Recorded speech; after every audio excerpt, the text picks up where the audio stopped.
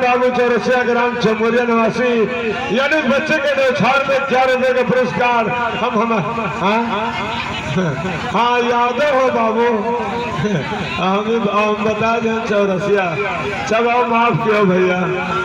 हाँ यानी हमारे ग्राम बाबू यादव ग्राम चमोरिया निवासी यानी 11 रुपए का पुरस्कार हम हमारी पार्टी लाख धन्यवाद। लेकिन शोहर का बोल है बोल साहब जुग जुग जे चल लनवा भवनवा के भाग जागल हो बोलो पूरी जुग जुग जिए तो रोरिया अरे भवनवा के भाग जागल हो फूलल ना लाल भइले फूलवा के दीपक मनवा में जागल हो फूलल ना लाल भइले फूलवा के दीपक मनवा में जागल हो।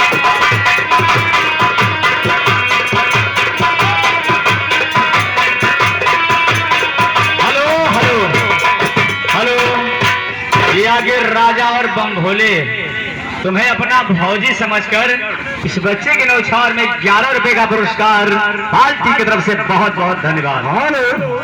ये आगे हमारे सुनील बाबू यादव ग्राम चमोरिया निवासी 11 रुपए का पुरस्कार हम हमारे यानी पार्टी लाख लाख धन्यवाद देती है।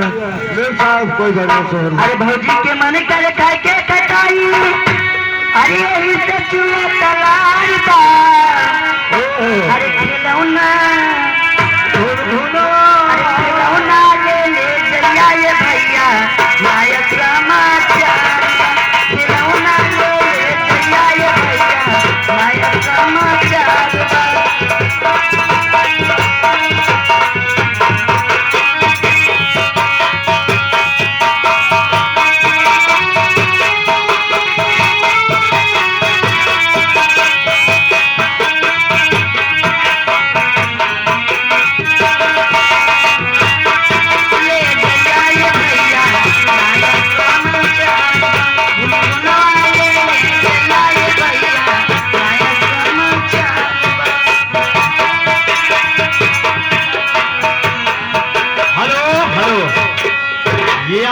कश्यप और प्रधान तुम्हें अपना बहन समझ कर दे रहे हैं ढोड़ी में काजल लगाने के लिए।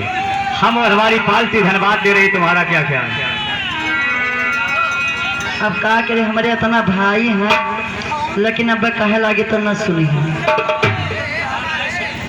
जी अरे तुरती में चुनावा हर मिलावा हमरे राजा जी अरे तुरती में चुनावा हर मिलावा हमरे यादव जी अब यवा बुझाई के गुदगुदावा हमरे यादव जी यवा बुझाई के गुदगुदावा हमरे यादव जी तुरती में चुनावा मिलावा हमरे यादव जी तुरती में चुनावा मिलावा हमरे यादव जी यवा बुझाई के गुदगुदावा हमरे यादव जी यवा बुझाई के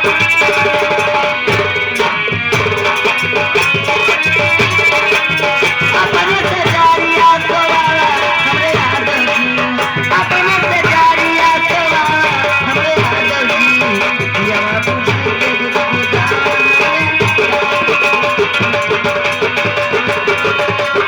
हेलो हेलो ये आगे मूसे यादव और मुलायम यादव और बमभोले यादव तुम्हें अपना चाची समझकर इस बच्चे के न्यौछावर में 11 रुपए का पुरस्कार में साहब तुम्हारा क्या ख्याल है?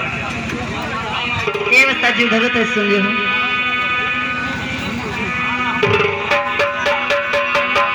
हेलो ये बता जी सुनो मेरी बात को आज तो कितना नीक लागत है।